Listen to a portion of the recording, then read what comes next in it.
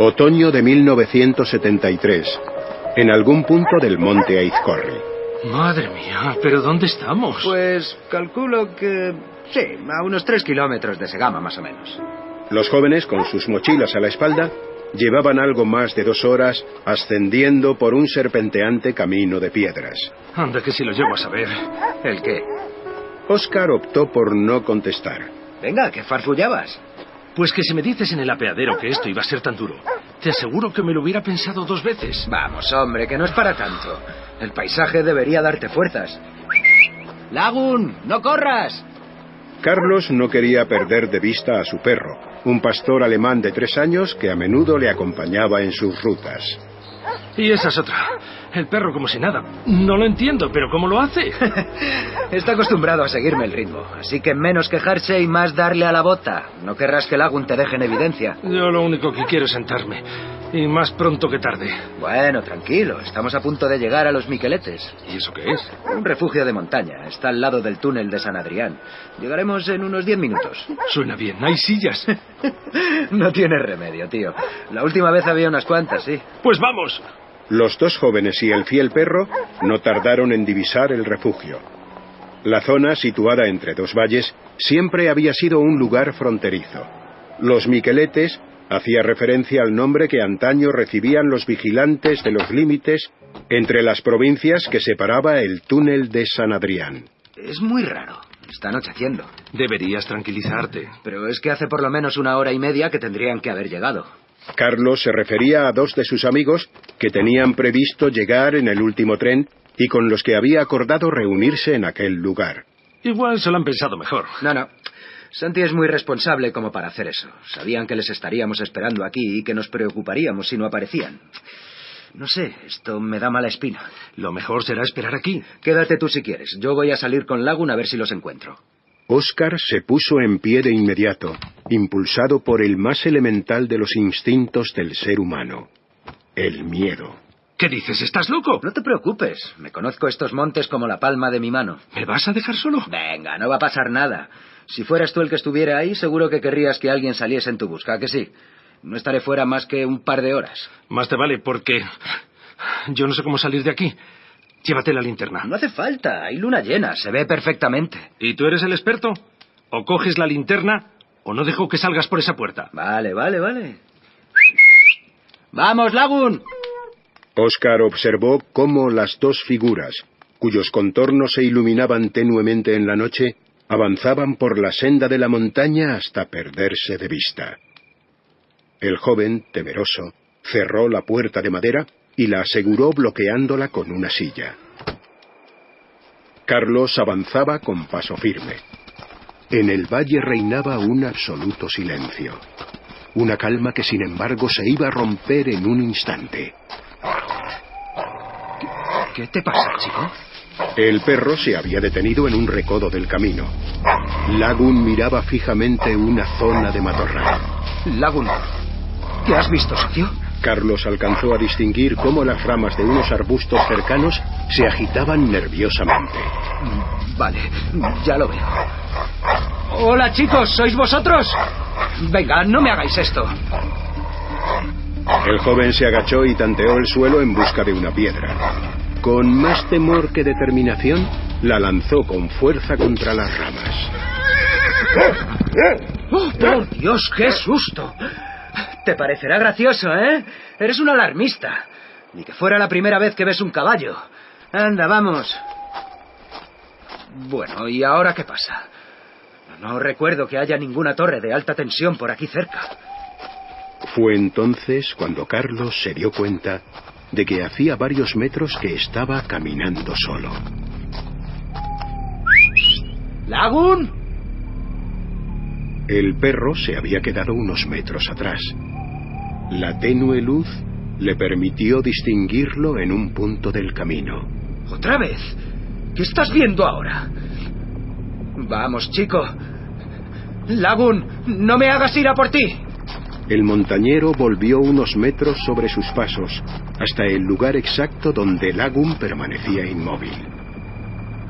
Una sensación de pánico le atravesó el pecho, al descubrir que los ojos de su perro, siempre expresivos y chispeantes, habían dejado de reflejar la luna. En ellos solo había oscuridad. ¿Pero qué? Lagun, ¿qué te pasa? ¡Muévete, socio! ¡Lagun! El desconcierto se apoderó de Carlos al comprobar que su leal amigo se había convertido en una especie de estatua. Su mueca era rígida y no había en ella el más mínimo rastro de vida. Estaba petrificado.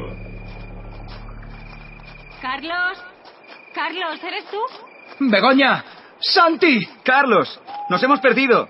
¿Qué haces aquí? No lo sé. No sé qué le pasa a Lagun. No sé qué tiene. Habíamos salido a buscaros y de repente... La joven estudiante de veterinaria descolgó su mochila de inmediato. Carlos, pásame tu linterna. Espera, ni siquiera sé dónde la tengo. Con la luna llena se veía bastante bien. Espera, ¿qué luna llena? Ahora se ha cubierto, pero hasta hace 2 minutos el camino se veía perfectamente. Los jóvenes se miraron confundidos. ¿Qué os pasa? Carlos, no hay ninguna luna llena. Estamos en cuarto creciente. Nosotros hemos podido llegar hasta aquí alumbrándonos. ¿Pero qué dices? Te aseguro que... mira, ahí la tienes otra vez. Los montañeros alzaron su vista en la dirección donde Carlos apuntaba. Las nubes, moviéndose lentamente, dejaron a la vista una majestuosa esfera de luz, perfectamente redonda, que inundaba el monte con una suave luminosidad. Es imposible. De repente, la esfera comenzó a desplazarse hacia la izquierda de la bóveda celeste. Eso no es la luna. Un fogonazo de una luz intensa alcanzó de lleno a los 3 jóvenes, que quedaron momentáneamente cegados por el impacto. ¡Despertad! ¡Despertad! ¿Pero qué hacéis aquí, en mitad del camino? ¿Qué hora es? Las 7 y algo. Lagun apareció ladrando sobre las 5 en el refugio. Ha sido él el que me ha guiado hasta aquí. Pero, ¿dónde? Decidme que vosotros también la habéis visto. La luna. ¿Qué luna? ¿De qué habláis? Yo me refería al disco enorme. ¿Disco? Sí, era gigantesco, tío. Al principio creí que era un globo, pero giró 90 grados y salió disparado en aquella dirección.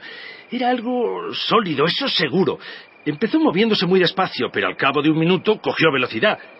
Venga, no me digáis que os lo habéis perdido, pero se ha sido hace un rato. ¿Lagun está bien? Perfectamente. ¿Por qué no habría de estarlo?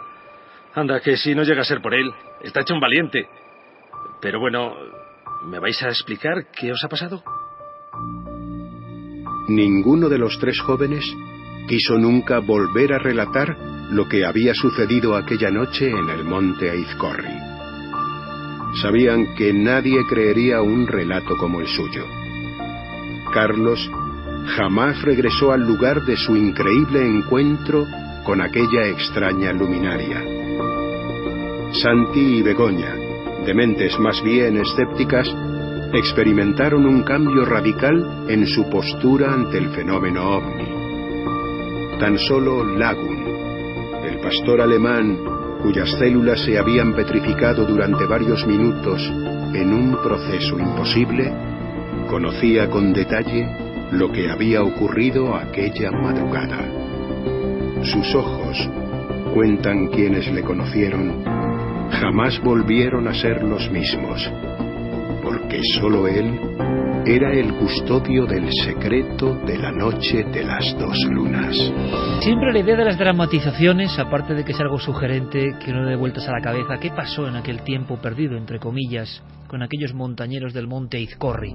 Es una parte que ha dramatizado, que ha recreado, que ha literalizado nuestro compañero Diego Marañón en su guión, pero el caso original, el caso que da, digamos, idea matriz para luego poder expresar a nivel casi poético esta sensación del monte, lo que pudo ocurrir, es gracias a José Luis Guillerna Grijalva, cuando lo conoció la comunidad ufológica. Hablamos de hace más de 40 años prácticamente el suceso, 42, y a final de los 70 esto aparece en la mítica revista Mundo Desconocido, principios de los 80. Andreas Faber-Kaiser y Alejandro Beñati, que ponían unos titulares escandalosos y maravillosos, ponían bajo la sección el problema número 1 de la ciencia moderna. Era una especie de, digámoslo así, antitítulo que acompañaba la información OVNI, que era la principal de aquella gran revista. Una revista que os aconsejo que si veis en algún lugar de Viejo, llamáis el misterio, os apoderéis de ella, cueste lo que cueste, porque aún hoy creo que lo hacemos todos los que tenemos esa revista completa. Uno indaga en artículos y se sigue sorprendiendo. Es como si la mítica y mágica colección de Mundo Desconocido fuese hasta variando. Había cosas que uno pensaba que, bueno, no interesaban tanto, las vuelve a releer. Es el trabajo de los pioneros, ¿no? Pues José Luis Guillerna Grijalva hacía un artículo sobre la primera parte de esta aparición y el titular era el siguiente: El perro que se quedó de piedra. Y es que este avezado investigador hizo otros reportajes como Cita en Álava, y como digo, ese final de los 70 fue en la zona del norte de España muy activa. Había muchos montañeros, sigue habiéndolos, ¿no? En el País Vasco hay una gran tradición, pero resulta que en aquel momento se juntaban dos cosas. Esa afición puramente deportiva o lúdica, o filosofía de vida, y luego incluso se fue acrecentando con un interés de salir al monte a ver las estrellas y a ver si había algo más que las estrellas. El impacto de estos reportajes o los de JJ Benítez generaron un caldo de cultivo, creo que inimitable, y que quizá no vuelva nunca, ¿no? Surgieron los casos y las personas empezaron a hablar. Entre esas historias llegó la del Lagun, el perro, que no es el único, que se quedó de piedra. La historia de los ovnis, luces extrañas, lo que sea, nos habla muchas veces de efectos fisiológicos, y los perros han sido protagonistas muchas veces. Recuerdo ahora, no muy lejos de allí, en el año 81, en el mes de junio, un trabajador de la Caja de Ahorros de Vitoria, cerca del pueblo de Ajarte, llegando casi a Ochate, ve algo muy parecido a este caso, saca su cámara de fotos, pero justo antes se da cuenta de una señal, y es que su pequeña perrita se ha quedado como una estatua de piedra. En aquel reportaje, Guillerna, que tenemos en la mesa ahora mismo, decía textualmente lo siguiente, o más bien lo decía el testigo: cité al perro 2 o 3 veces más, con idéntico resultado. Entonces se me ocurrió agarrarle de la parte superior del cuello, donde la piel es más consistente, para tirar de él y que saliera de la posición de muestra. ¿Cuál no sería mi sorpresa al comprobar que aquello no era un perro? Era una estatua. No se notaba el tacto ni el pelo del animal. Todo era como una roca. Permanecía firme sobre sus 4 patas, con el hocico pegado a tierra. Intenté agarrarlo de nuevo, pero no podía. Normalmente, si me pellizco, por muy tenso que yo esté, siempre consigo agarrar mi piel, músculo, lo que sea. Pero al perro era imposible hacerle esto. Estaba totalmente duro. Entonces me asusté, pues vi que allí sucedía algo raro. Muchos casos donde los animales son los protagonistas de esta historia, pero pocos con esta historia tan gráfica, ¿no? El perro que se quedó de piedra. Yo decía, ¿qué ha pasado con este tipo de luminarias hoy? ¿Siguen apareciendo? ¿Siguen existiendo? Hay un mito muy extendido, que tenemos móviles, tenemos vídeos, tenemos capacidad de grabación, y como que ellos, sea lo que sean, ese fenómeno ha perdido importancia, ha perdido vigencia. Le he encargado a Carmen que haga una cosa que me puede parecer interesante y quizá vosotros también. En un solo día, en las últimas horas, si uno vaga por el mundo, porque claro, la información es tan amplia que hemos perdido perspectiva. Vamos a los mismos sitios, buscamos las mismas noticias, somos presos de la misma cárcel virtual, creyéndonos libres, al final hacemos recorridos muy similares. Pero ¿qué está pasando en el mundo en un día en cuanto a los ovnis? Hoy, enero 2015, en la frontera entre enero y febrero, ¿qué pasa en un día en torno a los ovnis hoy? Pues mira, por ejemplo, ocurren hechos que, como bien decía, sí que al llevar teléfonos móviles que tienen todo tipo de soportes para poder grabar tanto en vídeo como en fotografía, se pueden obtener filmaciones como la que ha obtenido un vecino de los bosques de Rendlesham, en Inglaterra. Mítico lugar, Santi, ¿eh? Estaba paseando con su perro por esa arboleda y lo que se encuentra son 3 grandes luminarias, 3 grandes bolas de luz que además van después perseguidas por un helicóptero. Un helicóptero hace acto de presencia y parece que están jugando tanto el helicóptero como las luces. Pero hablamos de hoy, por tanto. Sí, estamos hablando de informaciones que han salido hoy. Los vídeos pueden ser de hace 2 o 3 días, pero las informaciones han llegado hoy. Como si yo muchas veces la gente del norte, del Correo, del Norte Express, del Pueblo, como si cogiésemos la portada de un periódico y combinásemos la sección OVNI Experiencia y le hiciésemos hoy en el 2015, ¿no? ¿Qué nos encontramos? Pues curioso, de momento un lugar donde ya en el 80 hubo un caso tremendo con militares. En Missouri, además, este sería un caso de los que llamamos cercano, porque el testigo asegura que cuando iba en su automóvil ha visto un gigantesco disco volante que sobrevolaba por encima de su cabeza. Ha dado todo tipo de detalles, que era metálico, que parecía reflejar las luces e incluso que le ha perseguido durante unos metros. En México, esto han sido cámaras de seguridad que, ya sabéis que los volcanes en algunos lugares se controlan durante 24 horas. Pues aquí ha ocurrido. En el volcán de fuego de Colima se ha podido grabar un aparato un tanto extraño, porque ya se está hablando del caballo OVNI de Colima. Es decir, es un objeto volante que parece que tiene una serie de patas, por eso la gente que estaba viendo las imágenes que se han emitido ya además en diversos medios, porque son impresionantes. El volcán entra en erupción y algunos dicen que puede ser algo que ha expulsado el volcán y otros dicen que no viene de la dirección que el volcán puede expulsar desde dentro, sino que parece que viene desde fuera. Un objeto también negruzco, parece que metálico, pero se está estudiando, porque ya sabemos que pues cuando se trata de volcanes puede ser expulsión de lava. También tenemos la NASA, como siempre. Hay un asteroide, el B686-2004, que, bueno, pues los ufólogos están un tanto enfadados con la NASA porque han dicho que las imágenes que se han emitido parecía que llevaba un rombo al lado de este asteroide, y lo que ha dicho la NASA es que puede ser una luna del asteroide, que hay muchos asteroides que tienen una luna, 2 y 3 incluso a su alrededor, y que esta puede ser una de ellas. Se ve perfectamente que es una especie de puntito romboidal que hay junto al asteroide.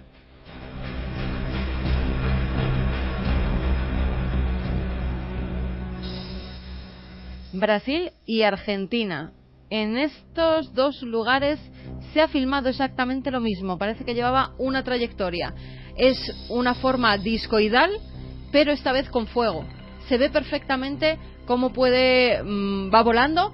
No es un meteoro. No es un meteorito por una simple razón, porque cambia de dirección. Los meteoritos llevan una trayectoria y siempre van hacia abajo y llegan a caer a la Tierra. Ojo con ese dato, que es importante para lo que vamos a contar ahora, el cambio de dirección. Exactamente. Pues en Argentina y en Brasil se ha filmado exactamente lo mismo y por ahora no se sabe qué es. Cambio de dirección, objeto volante discoidal y completamente en llamas, en fuego.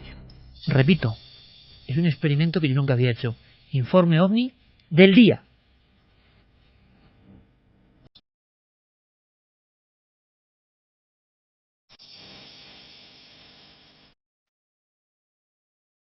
Por tanto, casos destacados en prensa, confirmaciones con elementos gráficos, casos cercanos: Missouri, Reino Unido, Rendlesham, México, Brasil, Argentina.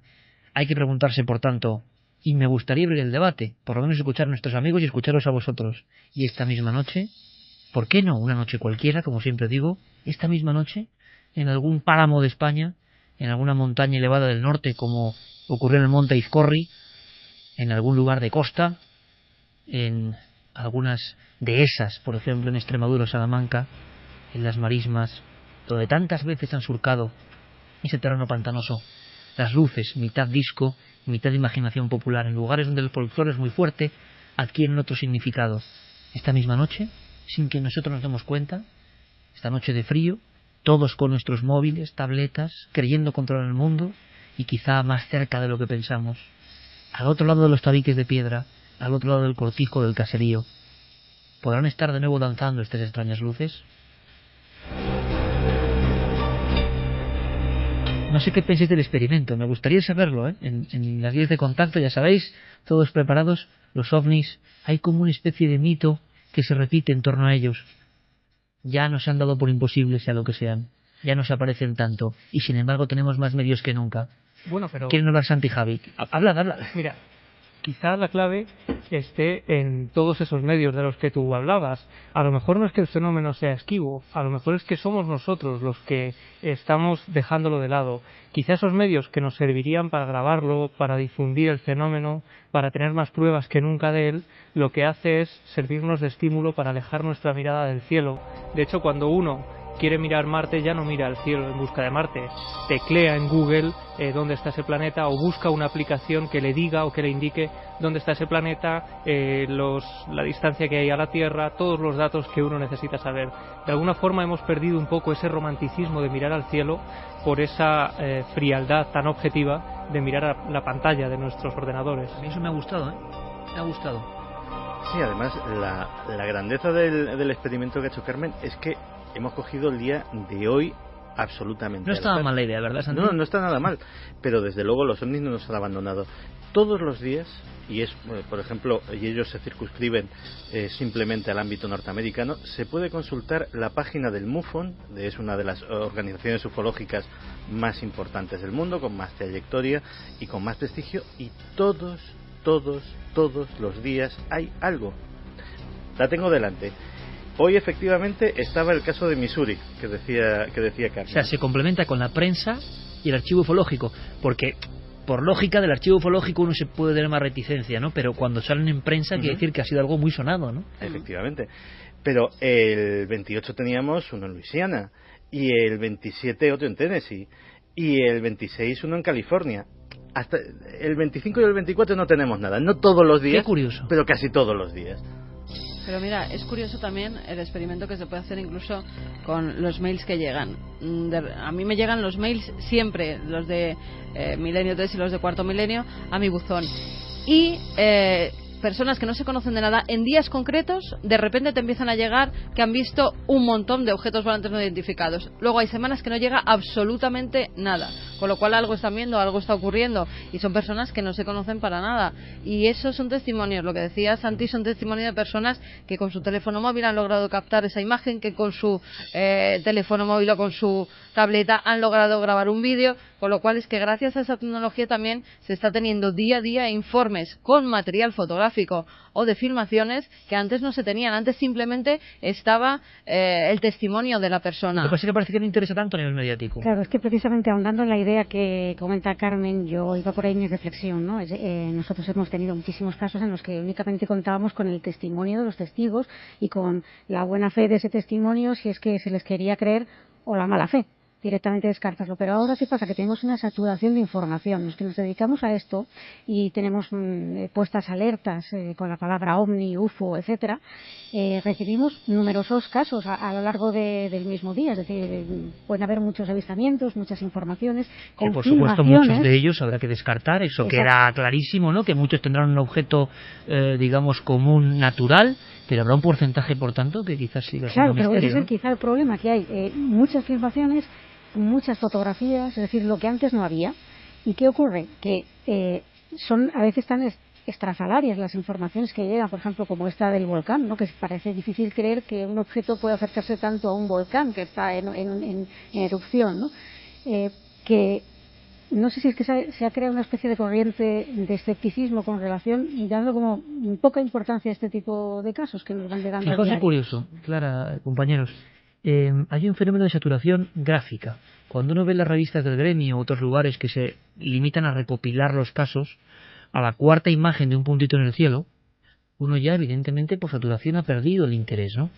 Pero daos cuenta de una cosa. Yo decía que entre el año 73, sobre todo el 75 y el 80, 74 y el 80, España vivió una oleada que nunca más volverá a vivir. Hoy, con alguna visita que teníamos de buena gente de Córdoba, que está trabajando bien las cosas, gente que se mueve, parece que hay un renacer cultural del patrimonio inmaterial, de lo desconocido, de los temas que tocamos en Milenio.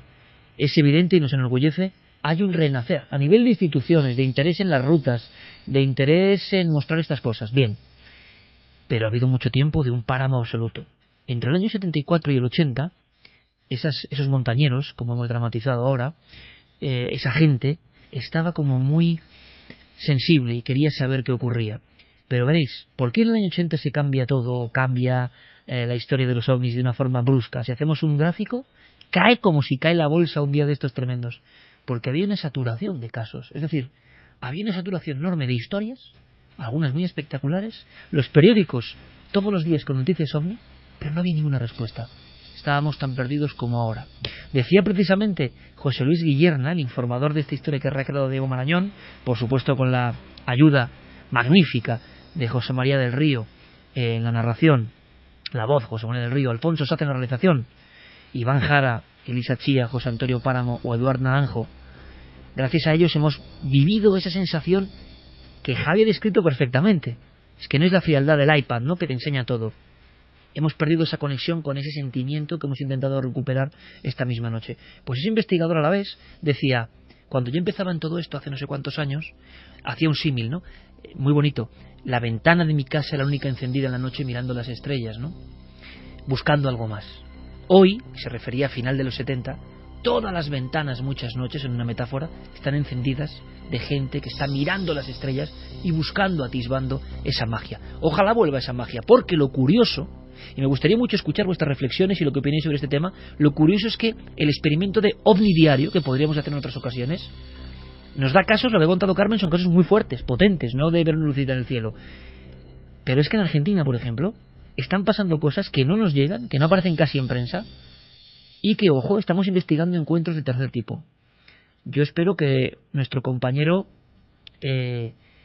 Hildebrand, nuestro buen amigo, esté atento y pueda proporcionarnos información sobre algunos casos, Fernando Silva Hildebrand, sobre algunos casos que se han producido, hablo de los últimos meses, semanas, pero ojo, con supuestos tripulantes, entidades, como esos casos que se vivían en el 70, que ya apenas hay, y que son sorprendentes. De momento nos habla de algo muy parecido. El perro casi petrificado, observando unas luces extrañas que se acercan a una hacienda, y un final terrible y curioso para lo que han llamado en Argentina Caso Pablo. Pero resulta que esto queda en los cenáculos de investigadores, que llevan toda la vida en esto. Fernando Silva nos lo cuenta. El caso Pablo, vamos a llamarlo así para reservar la identidad del testigo, sucede con 3 avistamientos. El principal ocurre el 16 de octubre, en el momento en que el testigo estaba preparándose para salir de su casa. Él vive en una zona rural en las afueras de La Plata, que es una de las grandes ciudades argentinas. En ese momento él encuentra que sus perras se muestran inquietas, como si estuvieran previendo algo. Estas perras son perras de campo, acostumbradas a los ruidos extraños, a la noche. Esto sucede sobre las 20, las 8 de la noche hora argentina, y entonces él mira por la ventana y ve una luz increíble que variaba del naranja a rojo. Esto, por supuesto, le provoca un estado de estupor, un estado de miedo. No sabe describir muy bien qué es lo que puede llegar a haber sido, pero por supuesto lo relaciona con un ovni, un objeto volador no identificado, allí fuera de su vivienda en su establecimiento rural. Luego esto se repite, son 3 avistamientos, como dijimos, el primero fue el más importante, que sucedió el 16 de octubre, y este caso que lo trae Carlos Alberto Yurchuk, un investigador argentino independiente que colabora con la producción de mi programa y con mi trabajo. Dice que le hizo la entrevista acerca de los sucesos y luego se tuvo que ausentar por unos días por una convención OVNI en Brasil. Cuando vuelve de Brasil se encuentra con que Pablo, el testigo, se encuentra internado por un caso de histeria y de nervios, un verdadero choque de nervios que lo deja internado en una localidad del interior. La familia, específicamente el padre, habla con el investigador argentino Carlos Alberto Yurchuk, le narra esta situación y le comenta que los casos de luces siguieron sucediéndose en la ausencia del investigador. Hasta la fecha no se ha podido comunicar con esta persona por encontrarse en este estado y está esperando poder hacerlo para poder ampliar este caso y conocer un poco más acerca de qué es lo que pasó para que Pablo, este productor rural de la zona de La Plata, quede internado en medio de la histeria y del pánico. Como no podía ser de otra forma, las 2:13 en la cadena SER, para toda España, para todo el mundo, esta banda sonora mítica que suena una y otra vez porque así lo pido yo, Yeray, porque es como un deseo casi de volver a aquel tiempo, ¿no? Quizá tenemos el deseo reprimido infantil de volver a ese tiempo, porque en la infancia no fuimos muy conscientes de que eso estaba ocurriendo.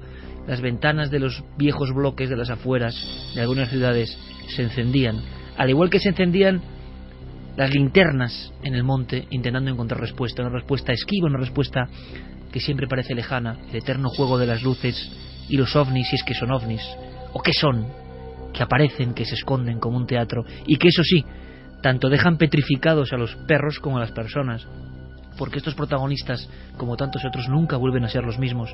Entre estos montañeros, y esto es una parte de la realidad del caso, había auténticos beligerantes escépticos, esto me encanta, beligerantes escépticos, o sea, que se habían proclamado como en contra del fenómeno ovni, y aquella noche en el monte Izcorri cambiaron absolutamente su vida después de percibir lo que sus ojos estaban contemplando. Pero vayamos un poco más allá antes de conocer rápidamente y pasar a otro tema, abrir esas puertas del psiquiátrico con vuestros mensajes. Una cosa más, hemos hablado de eso, de la expectación, pues por fortuna, y también con un poco de añoranza lo digo, eso se está viviendo, por ejemplo, ahora mismo en algunos lugares de Argentina, en este momento en que pensamos que no hay información. Las personas están viendo extrañas luminarias, pero hasta el punto de que una persona absolutamente eficaz y honesta como Fernando Silva Hildebrand, nuestro compañero, director del programa Ciencia y Misterios en Argentina, y que seguro nos va a dar muy buenas informaciones para Milenio 3, estamos en pleno proceso de colaboración. Él mismo una de estas noches, como buen investigador, ha visto una de esas luces que están llamando la atención en la zona del corazón de Argentina. Ahí estaba. Y sobre todo, como ha dicho Carmen antes, con un elemento concreto. A ver si descubrís el elemento. Hay una cosa que pasa con las luces en el cielo, que es lo que nos tiene que hacer pensar en que estamos viendo algo extraordinario, algo extraño, algo que no es normal.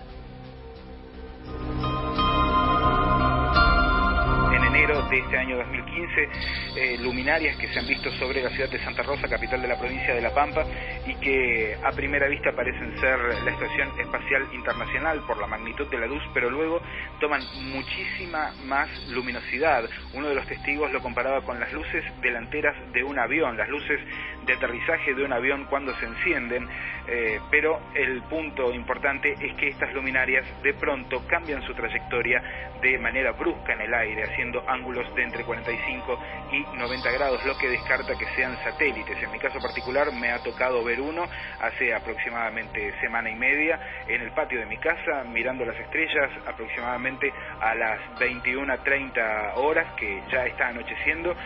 Pude ver una de estas luminarias que avanzaba sobre la ciudad de Santa Rosa, capital de la provincia de La Pampa, y que de pronto se detiene en el aire y cambia de dirección con unos 90 grados. De esta manera se descarta que sea un satélite, que sea la Estación Espacial Internacional o incluso que sea un objeto volador conocido, ya que ese tipo de giros es totalmente imposible. Casos que son constantes aquí en Argentina, que son constantes en la zona central y en cualquier lugar al que uno vaya donde nunca se detiene el fenómeno ovni. Abrimos la investigación, Javi. Espero que en un tiempo prudencial tengamos información fresca sobre algo que a mí me apasiona especialmente. Son casos que no son habituales. Hubo algún repunte hace un par de años de encuentros recientes en Argentina, en el corazón de Argentina, con seres. Sí, y de hecho nos contaba Fernando que incluso hay poblaciones enteras, sobre todo poblaciones rurales en Australia, donde la gente está tan aterrorizada que cuando cae la noche... ¿En Australia has dicho? Perdón, en Argentina. Digo yo, hemos ido muy lejos. En Argentina, donde la gente no quiere salir precisamente por el miedo a este tipo de luces y a este tipo de seres que otro productor radiofónico con el que vamos a intentar contactar llega a ver en la puerta de su casa. Tiene tal ataque de pánico que solo consigue llamar a su hijo que vaya a por él con el coche y se marcha de allí y no regresa a esa casa rural. Y hay visiones incluso colectivas en playas donde se ve un ser tipo de grandes... Conil. Efectivamente, tipo Conil sería el ejemplo perfecto porque es un ser de grandes dimensiones que se ve en la orilla de la playa. No adelantes más, Javi. Vamos a buscar testigos, vamos a escuchar voces, pero me hablas de presencias concretas separadas de una luz y que tienen forma antropomórfica, ¿no? Y que surgen además también cuando aparecen esas luces en el cielo. No queremos levantar mucha expectativa porque quizá luego estos casos en una investigación profunda queden en menos y queremos tener toda la investigación sobre el terreno. Nuestro compañero Fernando Silva y Javier Pérez Campos desde luego nos darán buenísima información. ¿Y qué información nos dais vosotros? ¿Creéis que en las noches de España siguen ocurriendo estos casos? ¿O en los países donde estáis escuchando Milenio 3? Yo siempre hablo de España, pero hay que empezar a hablar en global, ¿no? Evidentemente. ¿Y existe la presencia ovni pero no interesa contarlo? Es una engañifa enorme lo de los ovnis. Siempre se han visto retazos de cosas en el cielo, e incluso a baja altura, pero que al final no contactan del todo, no tienen un mensaje. ¿Es otra cosa? ¿Y nos hemos equivocado siempre en torno a este fenómeno? Pues bueno, hay todo tipo de opiniones. Nora dice: estas noticias provocan sentimiento de vulnerabilidad e inquietud. Un buen mecanismo de defensa es la ignorancia. David Zae: espero que pueda estar aún entre los vivos el día que estos seres contacten públicamente con nosotros. Hispana Guerrera dice: quizá hasta los pilotos de los ovnis nos hayan dado por perdidos y se hayan desinteresado. Mar HL: y si en lugar de ET sean humanos que nos visitan desde un futuro en el que ya es posible viajar en el tiempo, sí, puestos a divagar. Va cogiendo mucha fuerza. Esa no se decía en los 70 y ahora va cogiendo mucha fuerza, conforme la técnica va enseñándonos que quizás sea posible, ¿no? Special K: me gusta escuchar casos actuales de ovnis, ojalá, como en otros tiempos, sección de ufología en prensa general. Lucky Grung: sea lo que sea, no parece que sea natural. El Cuervo: esas luces son armas militares. No sería la primera vez que los militares nos muestran esas imágenes para ver cómo reaccionamos. Johnny Moreno: un familiar cercano mío fue testigo del ovni en Canarias en marzo de 1979. Sí. Nunca habló con la prensa. 5 de marzo. Antonio Rubio: ¿os acordáis de aquel volcán impronunciable de México de la temporada pasada? Pasa igual que con este volcán nuevo. Popocatépetl. Que por cierto ya surgía en las portadas de revistas de los años 70-80. Ya os traeré la portada porque la encontré el otro día y me quedé alucinado. Parece que la actualidad ovni en realidad resurge. Es un bucle. Totalmente. Ya el volcán Popocatépetl, que hemos sacado por lo menos 2 o 3 filmaciones que yo no sé qué explicación pueden tener, son fragmentos de algo, pero de objetos que parece que salen de la caldera. Ya era protagonista de fue historia. Portada, además, creo que la revista es Contacto Extraterrestre. Sí, que claro, es, claro. Mexicana, además. Sí. Y allí aparecían en portada los ovnis del volcán Popocatépetl. Y de hecho, esas imágenes se parecían muchísimo a estos cilindros que veíamos surgir hace escasos meses. Antes de las cámaras filmadoras del lugar. Estaban las fotografías de los testigos in situ. Pues eso está muy bien, ¿eh? Porque en los últimos tiempos las cámaras de vigilancia... Y ya se habla de bases ovni, ¿no?, en los volcanes. Bueno, se habla de todo, porque a veces también recibes el información... El problema de las filmaciones, las de México, por ejemplo, en el volcán, es que algunas de ellas no eran que saliera del volcán, sino que entraban en el volcán, que era lo extraño. Suena un poco raro, pero lo que sí es extraño es que las grabaciones, podemos pensar, y les hemos analizado todo eso con la visión del hombre digital de hoy en día, con los amigos de imagen, que es... ¿Qué puede pasar en esta imagen que parece que hay algo? Y Javi acaba de dar una cuestión muy interesante, que es que mucho antes de esas cámaras digitales enfocando al volcán, resulta que lo que se veía era lo mismo, porque era un problema enorme que hay, Carmen lo sabe bien con las fotos, es que mucha gente manda fotos de ovnis, pero que no están viendo el ovni. Eso es muy importante. Fotografía algo y sale un ovni, entonces ya se rebaja el nivel de interés enormemente, porque no es lo mismo estar viendo el ovni y fotografiarlo. Os prometemos no abandonar el tema. No te creas que se rebaja, porque algunos ovnis que Guillermo León fotográficamente no ha sabido explicar era porque estaban haciendo una fotografía en un paisaje cualquiera y justo detrás, no se sabe por qué, volando aparece eternos ovnis invisibles, pero que hay pocas historias. No, invisibles no, que no te estás fijando en ese momento, no que estás estaban mirando físicamente. Exactamente. Bueno, eso también, pero que muchas veces es un efecto que parece de la propia tecnología, ¿no? Y ahora nos desnudamos de tecnología y vemos que en los años 70 en ese mismo volcán pasaban cosas. Os ofreceremos toda la información de lo que está ocurriendo y por supuesto esta misma noche, si alguien ve algo, estamos dispuestos a dar todos los datos. Vamos a marcharnos rápidamente, si os parece, a otro lugar. Un lugar que no es agradable, un lugar que no es nada agradable, desde luego. La pesadilla eterna es que tú estés perfectamente sano y que por algún motivo te metan. Esto ha ocurrido muchas veces, en un psiquiátrico de los de antes, en un manicomio. Bueno, y en los de ahora. Bueno, han cambiado mucho las cosas. Pero si tú no estás enfermo y oyes a las personas que verdaderamente están enfermas, pues te puede provocar un sentido de nerviosismo a ti. Pero imagínate antiguamente, cuando los métodos, lo cuenta muchas veces el doctor Cabrera, eran como eran. Dice el doctor Cabrera, hijo de psiquiatra, claro, que era la única forma, que era lo más humanitario, aunque hay toda una corriente, y tú, Santi, lo sabes bien, en la conspiración, ¿verdad?, en contra de la psiquiatría, es decir, como una gran amenaza para la humanidad, ¿verdad? Hay mucha gente que hace campaña, como el que hace contra los chemtrails, contra la manipulación en los alimentos. Esto es curioso porque no lo hemos hablado y da para un tema, la conspiración de la psiquiatría. Yo no lo digo, lo dicen los conspiranoicos. Deberíamos hablar incluso de dónde viene el origen de esa campaña, porque curiosamente esa campaña, y se han gastado muchísimo dinero, viene sobre todo de la Iglesia de la Cienciología. La Iglesia de la Cienciología lleva décadas haciendo campaña de la psiquiatría como tortura mental. Y de ahí surge tantos miles de vídeos virales y sobre de exposiciones físicas. Yo he acudido a una. En contra de la psiquiatría como gran amenaza para la humanidad. Sí, además una exposición que se hizo en pleno barrio de Salamanca, en un edificio bastante caro de alquilar. Qué curioso, porque me ha llamado mucho la atención, ¿no? Hay conspiraciones como de vanguardia, que siempre están ahí, pero hay una, y si uno indaga ve enseguida los vídeos y... la conspiración del dominio mental, prácticamente, ¿no? Con una serie de pautas. Bien, el eterno terror, claro, yo me refería, pues imagínate a los psiquiátricos o manicomios de principios de siglo, o a los que ya retrató Goya, pero lo contaba muy bien la película El intercambio, ¿os acordáis? Qué terrible era aquella mujer, caso real, que le devolvieron un hijo desaparecido que no era su hijo y le hacían creer que era su hijo. Angelina Jolie entrando dentro del psiquiátrico. Es que ahora nosotros, y si nos acompañáis, aunque sea de visita, entramos en un viejo psiquiátrico.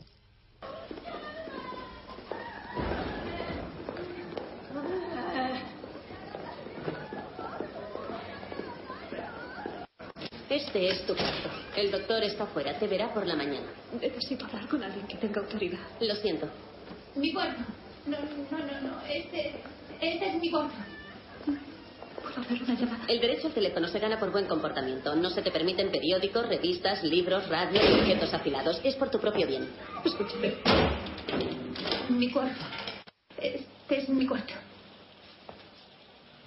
Mi cuarto. No, este es mi cuarto. Mi cuarto. Mi cuarto. Mi cuarto. Mi cuarto. Mi cuarto.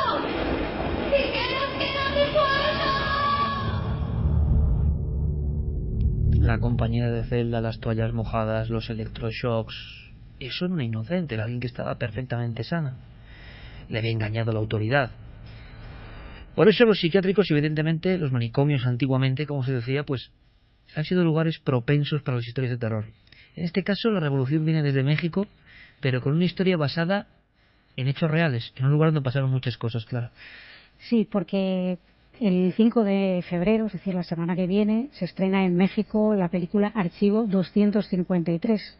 Una película que nos trae a colación la historia de un viejo edificio situado en la Ciudad de México, que tiene una historia bastante curiosa tras de sí. Pero bueno, es que incluso en esta misma película han pasado cosas. Es decir, que ahí se entremezcla un poco las dos historias, ¿no? La real y la de la filmación de la película. La verdad es que lo curioso es que esta película se ha ido a rodar precisamente a este lugar, a la clínica psiquiátrica San Rafael, que estaba situada en la Avenida de los Insurgentes Sur, 4177. Y bueno, pues la historia de por qué se va a este lugar, el propio director, Abe Rosenberg, la explica, ¿no? Él acudió a esta clínica para echar un vistazo con vistas a otro proyecto que tenía en mente realizar allí. Lo que pasa es que al visitar el edificio se da cuenta de que va a ser demolido próximamente, ¿no? Se dio la orden de demolerlo en 2013, aunque el edificio estaba cerrado desde 2009 y solamente había personal de seguridad. Entonces, claro, al ver que tenía muy poco tiempo para realizar el proyecto original, decidió darle la vuelta a la historia y plantear una historia de terror que se pudiera rodar dentro de ese mismo escenario, aprovechando esa situación en que estaba cerrado al público, pero que tenía que ser justo antes de que se demoliera, obviamente. Entonces, bueno, si os parece, podemos conocer un poco la historia de esta clínica, y tenemos aquí preparada una historia real que sucedió, al parecer, en este lugar. El sonido no es muy bueno, hay que decirlo, es una vieja grabación de Televisión Azteca, si no me equivoco, sí. Tiene ya unas décadas y no se escucha muy bien, pero sí que tiene algo de bizarro y dramático. Es un reportero que cuenta algo a las puertas de ese lugar, y es un paciente que, como le pasaba a Angelina Jolie en el intercambio, fue metido ahí a la fuerza sin estar enfermo. Tiene su fuerza. Vamos a escucharlo. Entrar a un psiquiátrico puede ser una experiencia muy impresionante para un visitante. Sin embargo, el visitante sabe que puede salir. Pero ¿qué pasa cuando alguien que asegura que no está loco es internado a la fuerza aquí? TV Azteca visitó a Mario, quien pasó por esta situación cuando solo tenía 19 años. En 1980 yo era un adolescente que quería salirme de mi casa. De alguna manera a mi madre no le gustó la idea. Ella recurrió a un médico que se ostentaba como psiquiatra. Este médico, sin conocerme, sin haberme visto siquiera, me diagnostica enfermo mental. A solicitud de la madre, los médicos irrumpieron una noche en casa de Mario. Lo sedaron y se lo llevaron a la fuerza a la clínica San Rafael. Cuando despertó, Mario estaba amagado en una Bartolina. Según cuenta, allí recibió un tratamiento que apaciguaría su rebeldía. 20 sesiones de electrochoques en un periodo de 38 días y 7 días de gasoterapia. Con esto Mario olvidó hasta su nombre, y si bien se tranquilizó, terminó terriblemente dañado física y moralmente. Entré en estados de depresión, entré en estados de suicidio, yo me quería matar porque ya no resolvía nada.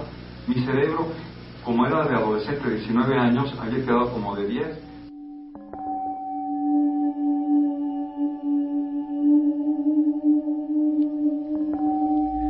Pues bien, esta clínica fue construida entre 1945 y 1949 y el objetivo principalmente era dar atención a pacientes con enfermedades mentales. En 1969 se amplió la clínica para poder albergar hasta 200 enfermos y en 1998 se decidió dar cobertura a pacientes con esquizofrenia y psicosis con bajos recursos económicos. Sin embargo, parece ser que las prácticas que se realizaban en el interior de esta clínica no eran ortodoxas, ni tampoco era la praxis, se distinguía por una buena praxis, ¿no? De hecho, según hemos podido tener acceso a alguna información relativa, aunque se supone que era un proyecto para gente con bajos recursos, hay muchos testimonios en la red de gente que si se pagaba dinero introducían o ingresaban a un paciente que a lo mejor no estaba tan mal como se decía.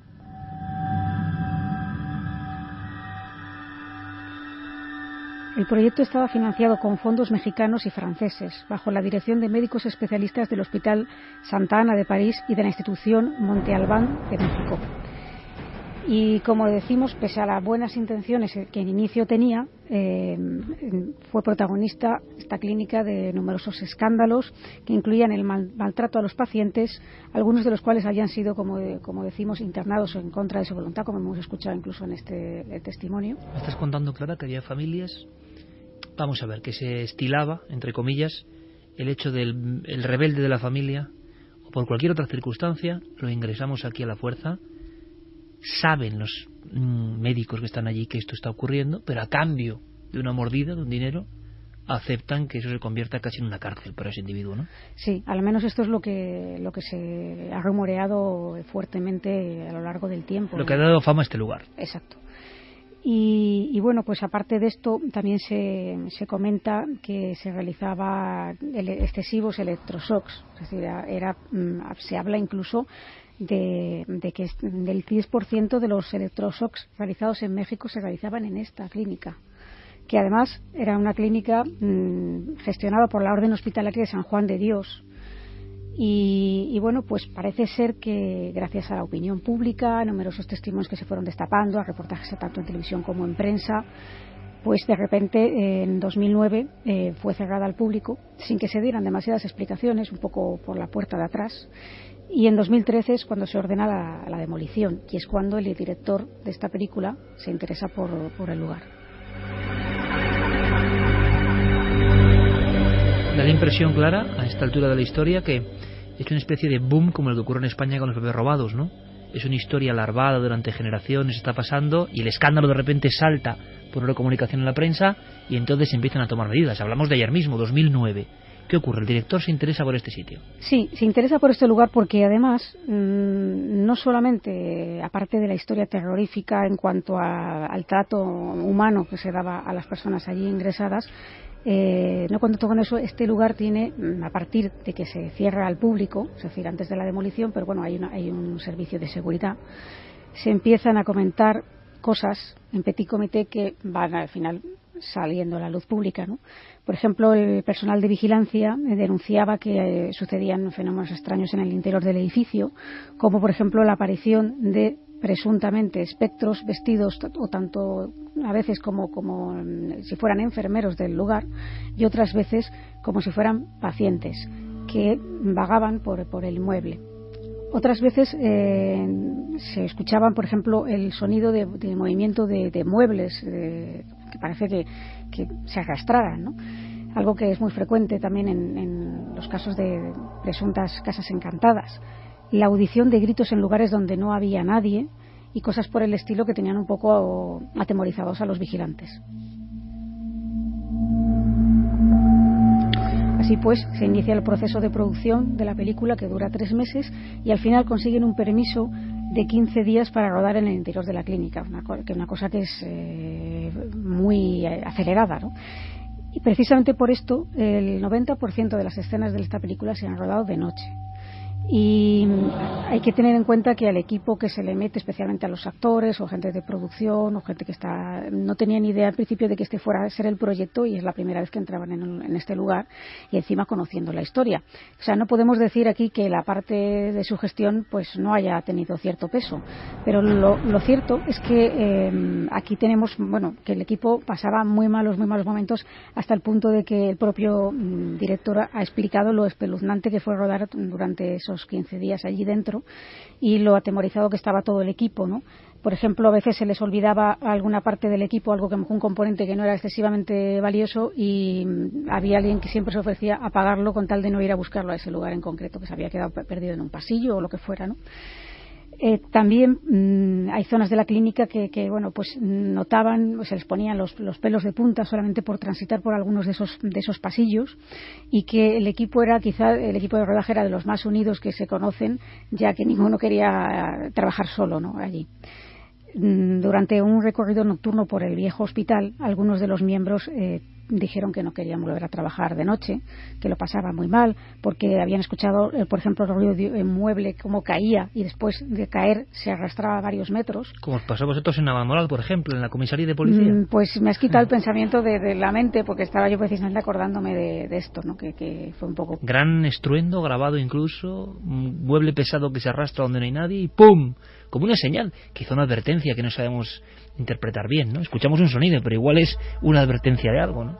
Pues no lo sabemos, pero lo cierto es que estos sonidos se van a poder escuchar muy pronto en Cuarto Milenio, porque precisamente hemos estado haciendo nuestra criba de grabaciones, y esos estruendos que nosotros no oímos sí quedaron grabados.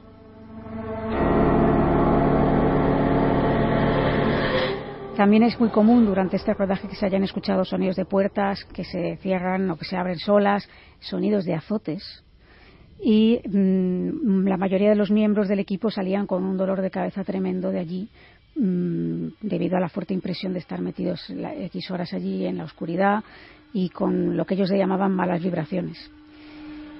El propio director opina que en un lugar que ha habido tanto sufrimiento y tanto dolor, algo residual puede haber quedado en el inmueble.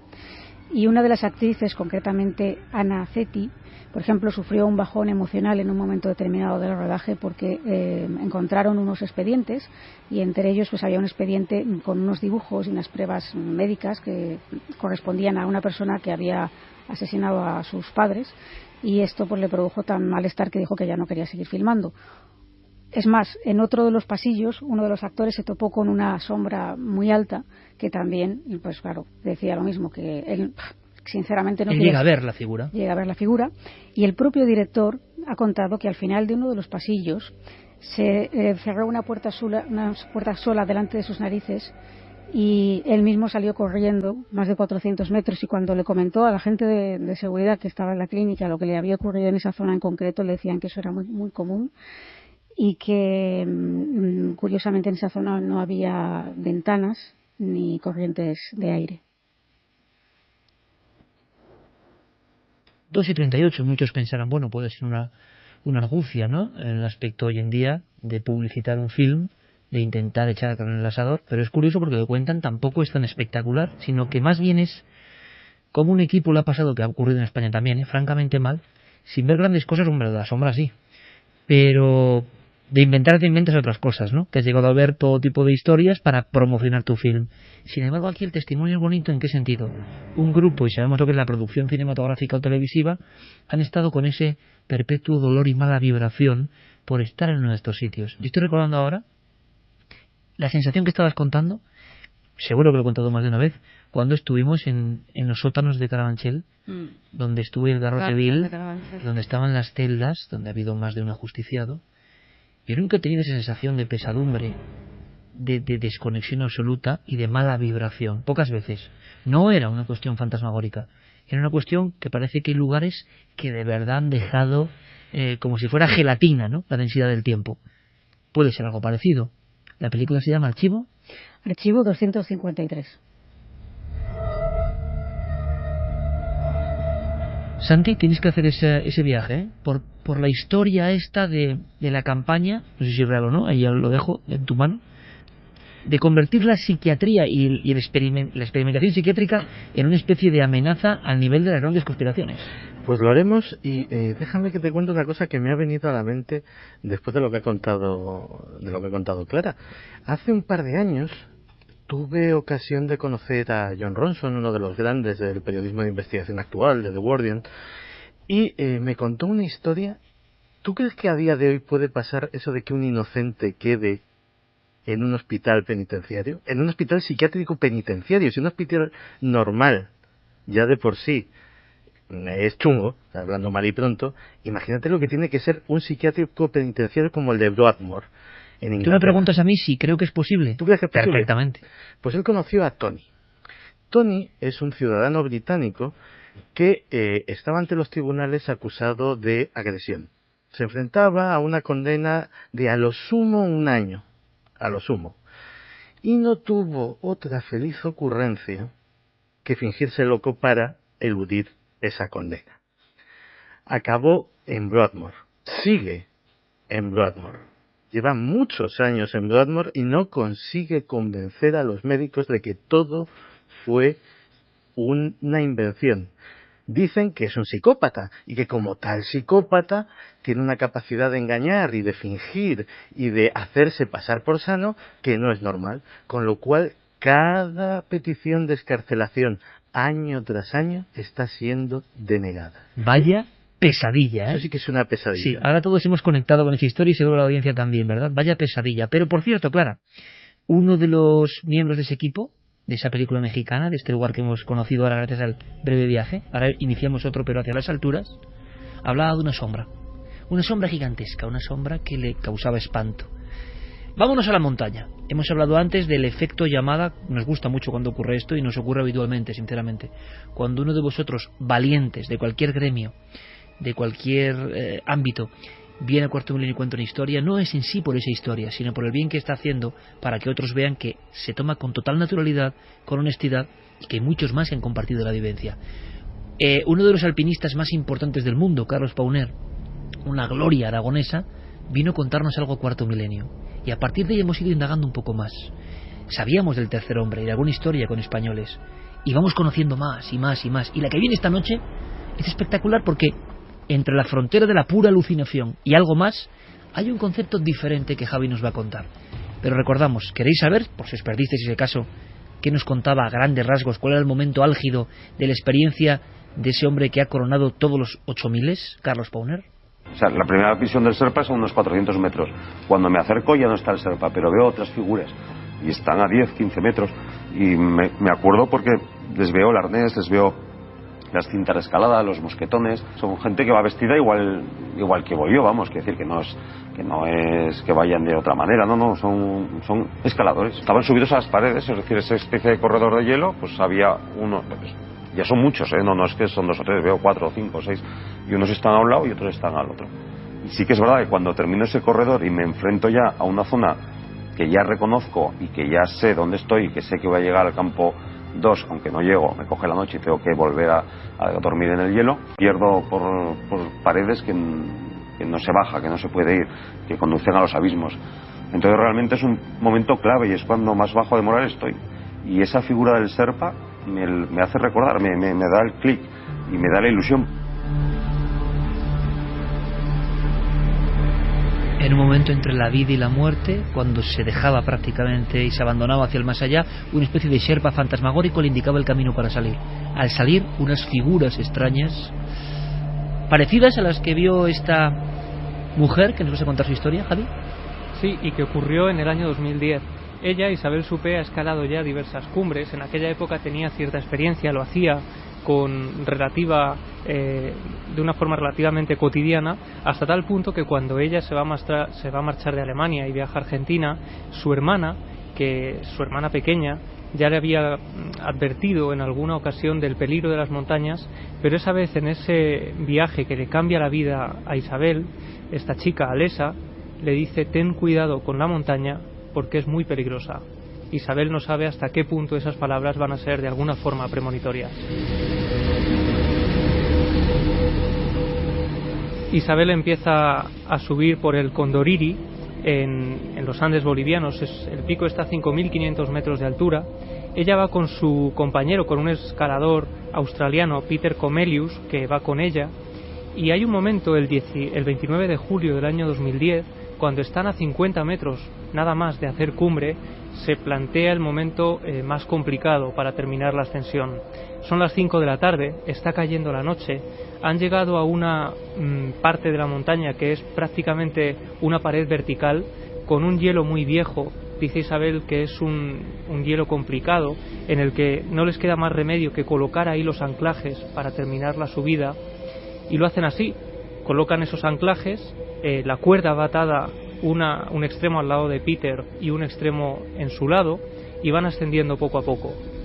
Intenta contrarrestar además los peligros que surgen en su mente, el miedo a ese hielo tan antiguo, el miedo a que se les haga de noche en mitad de la montaña, con todo lo que viene después, con todo lo que les espera en el campamento, los amigos, los compañeros, el café, la comida.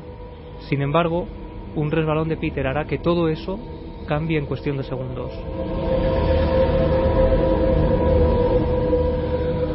Y es que cuando están a escasos metros de la cumbre, Peter da un paso, dan otro paso, intentan coordinarse más o menos, hasta que en un momento determinado Peter da un paso en falso, y entonces se precipitan al vacío. Una pendiente de 400 metros, una caída de 400 metros de altura a la que es prácticamente imposible sobrevivir, y en la que además durante esa caída van golpeándose en la cara y en el cuerpo con los diferentes salientes de la montaña.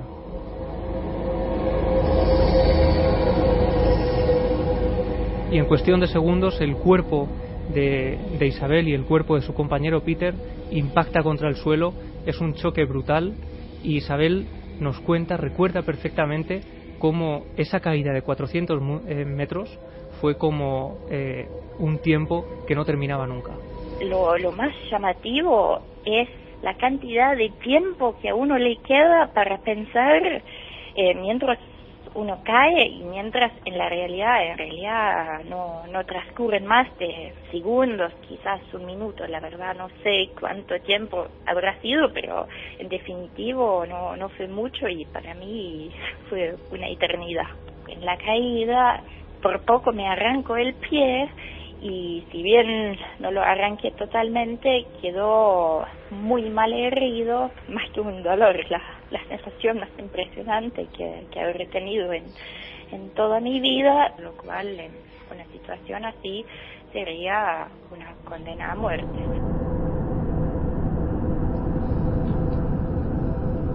Cuando vuelve en sí, Isabel piensa que ha muerto, que ha despertado en el reino de los muertos, que es imposible haber sobrevivido a una caída así. Sin embargo, cuando empieza a incorporarse y tiende gran parte de su peso sobre sus pies, nota que uno de ellos no le responde. Ella dice que es como una especie de masa escurridiza que no le obedece. Lo que Isabel no sabe, y sabrá días después, es que en el interior de la bota los huesos se han salido del pie, el pie se ha convertido en una masa, solo pende el talón de esa pierna, y de alguna forma la vida se le va escapando por la sangre que está perdiendo.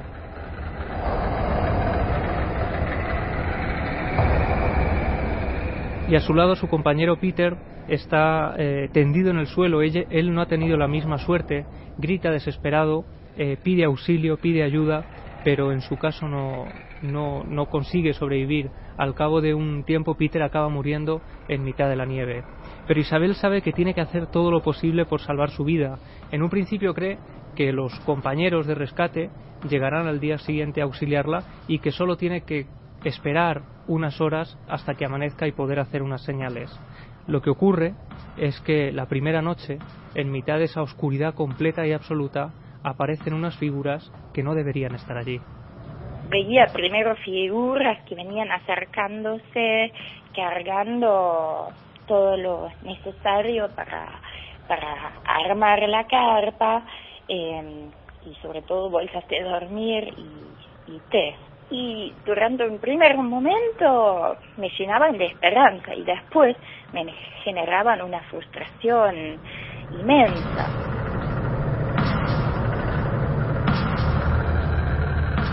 Y no solo eso, sino que Isabel Suppé, como cuenta en su libro Noche Estrellada, donde relata toda esta experiencia con gran detalle, cuenta que esas figuras oscuras la invitan en un momento determinado a meterse dentro del saco de dormir, donde ella estará más caliente, donde podrá descansar, y sabe, inconscientemente, que si hace eso, que si entra en uno de esos sacos, que si se decide a dormir, lo hará para siempre y no despertará. Esto es muy curioso porque ahora revisaba el testimonio de Carlos Pauner, y Carlos Pauner, antes de la aparición de esas figuras encaramadas en el hielo, ¿sabéis lo que contaba? Que una voz que le escuchaba, le decía: descansa, duerme, déjate llevar, no merece la pena el sufrimiento. Alguien, él mismo, está dejándose vencer. Hay una especie de voz interna o externa, no lo sé, que te obliga, por la decisión que sea, a abandonarte. Es curioso porque es lo mismo. Sí, ella cuenta además que lejos de hacerla sentir acompañada o de hacerle sentir tranquilidad, ella sentía cierta inquietud cuando veía estas figuras. Esto es un caso único en el Tercer Hombre, si es que es esto, ¿verdad? Siempre provocan paz, ánimo, ganas de salir de allí. Y este caso nos sorprende porque le produce una gran angustia a la visión. Claro, porque a su vez, cuando estas figuras de pronto desaparecían, igual que habían aparecido de manera repentina, lo que producían en ella era una total desesperanza. Ella llegaba a confundirlos, lo veía de forma tan nítida, aunque después se debate sobre si pudo ser real o era una simple alucinación por el shock, pero ella llegó a plantearse que pudieran ser sus amigos o sus compañeros que estaban intentando llegar a saludarla y ayudarla, pero allí desaparecían de pronto cuando estaban a escasos metros. El segundo día, cuando Isabel se da cuenta de que los compañeros no llegan, decide seguir adelante e intentar acercarse a la cima de la montaña para poder hacer señas a sus compañeros. Y lo hace intentando saltar todavía más barreras que hay por el camino, sobrevivir. Con el pie destrozado. Con el pie destrozado, y de hecho ya cuenta cómo en un momento determinado, cuando tiene que saltar una especie de barrera natural, al levantar el pie, de dentro de la bota surge borbotones de sangre muy roja que a ella le hacen ver que es algo muy grave, algo tan grave como para que la muda y todo lo que lleva dentro no haya absorbido esa cantidad de sangre. Hasta tal punto incluso ella dice que es sangre arterial y que su vida pende de un hilo por completo en ese momento. Así que consigue arrastrarse cada vez más asustada por todo lo que está viendo. Además no puede hacerse un torniquete, necesita su pie para continuar en esa aventura por vivir, y entonces idea un sistema para no quedarse dormida, porque ella cree que en cualquier momento puede ocurrir y eso la llevaría irremediablemente a la muerte. Coloca un bastón, uno de sus bastones, en la nieve y coloca en él su cabeza, y es entonces cuando empieza a dar cabezadas y a luchar por seguir despierta. Hay un momento determinado, ya en la segunda noche, los compañeros no llegan, y entonces ella, una vez más, empieza a ver una pequeña luz a lo lejos que va acercándose lentamente. Y cuando me despertaba y volvía a ver el filo, veía unas figuras que caminaban por el filo, y eran figuras así como uno vería en circunstancias normales a una figura humana lejana que se viene acercando por un filo de montaña con la única iluminación de las estrellas, solo que después se iban deformando porque les crecían las piernas y los brazos. Ella desangrándose, sea shock o no, o el shock le provoca una visión de algo real, yo no lo sé. Ve unas figuras por el filo de la montaña, mira que he escuchado cosas, por el filo de la montaña, esta pobre mujer que está desangrándose, van unas figuras que va viendo cómo se deforman los brazos y los pies, las piernas y los brazos. Y en ocasiones van incluso en comitiva. Ella los ve en principio uno a uno, solitarios, caminando por el filo de la montaña, pero después llega a ver a varios de ellos juntos y acercándose a ella, deformándose poco a poco. Pero los ve estando despierta. Y lo que ocurre es que en un momento determinado ella ya empieza incluso a retrotraerse a momentos felices de su vida. Eso que dicen de que cuando estás a punto de morir, tu vida pasa por delante de tus ojos y recuerdas los momentos más felices. Pues eso empieza a ocurrirle a ella, empieza a recordar cosas que le gustaban en vida, cosas que le encantaban, todo en la soledad de esa montaña. Sin embargo, las figuras continúan surgiendo en la lejanía, en la soledad de ese lugar, acercándose a ella y transmitiéndole esa sensación de inseguridad.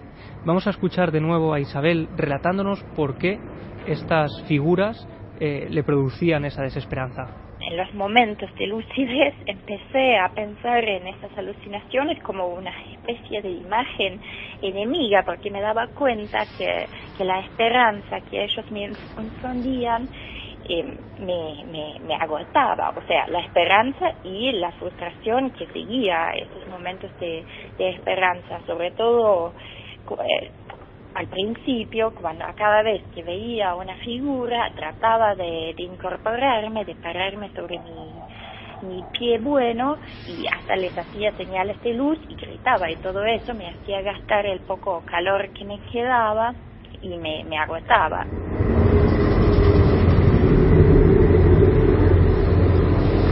Y ese tercer día, cuando ya está amaneciendo... 3 días con el casi, con la sangre arterial... Efectivamente, 2 noches, y es al tercer día... Preguntaba Clara que precisamente en las noches son las apariciones de las sombras, es curioso, sí, no por el siempre, día, sino por la noche. Siempre durante la noche, y es esa tercera mañana, cuando ya está amaneciendo, vuelve a ver unas figuras por ese mismo lugar por el que había visto las sombras durante la noche. Estas figuras van caminando por el filo de la montaña. Isabel empieza a hacerles gestos y esta vez las figuras responden, sí que son humanos y han llegado a salvar su vida. Por tanto, ¿quiénes eran las figuras anteriores? ¿Era una especie de bucle en el tiempo? ¿Era una especie de lo que estaba por venir? ¿Por qué esa deformación? Y Clara ha estado muy avispada. Ocurre solo en las noches. Si uno se está desangrando y lógicamente pensamos en el shock y la alucinación será todo el día, no solo por la noche, ¿no? Aquí lo que ¿Quiénes ocurre... son esos seres de la montaña que se deforman? Claro, ella lo interpreta de la forma más racional, ¿no? Después de esta experiencia viene todo un periplo con médicos, operaciones, 14 operaciones en ese pie, rehabilitaciones intensísimas, una lucha... Compañero muerto. Efectivamente, Imagínate, el compañero muerto. psíquico, No solo eso, sino que cuando los compañeros llegan a salvarla, se quedan impresionados. Ella les pide agua, por favor, o algo para llevarse a la boca, y le dicen que no han llevado nada, porque ellos iban preparados para bajar 2 cadáveres de la montaña. Fortuna Isabel Suppé, que ha escrito este libro, Noche Estrellada. Noche Estrellada es su primer libro, ahora acaba de publicar Viajes en Rocinante, porque su ansia de superación la ha llevado a recorrer los Estados Unidos en una bicicleta que ella llama Rocinante.